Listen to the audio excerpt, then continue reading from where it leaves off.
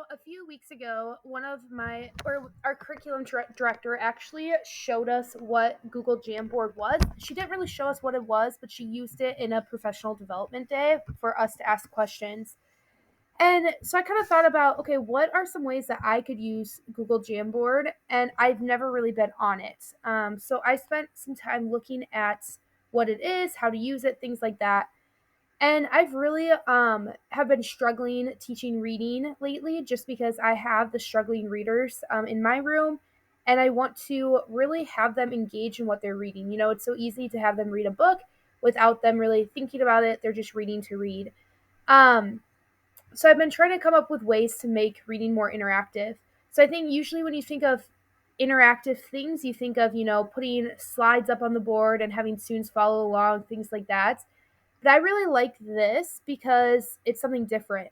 So I could even have, while students are reading, I could have different sticky notes. Like I already have one. What do you think the theme of the book is? I could have, um, what was your favorite part of this chapter?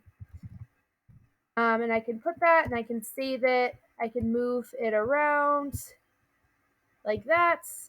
And then I can actually share this with my entire class. So I can hit share it with my class there.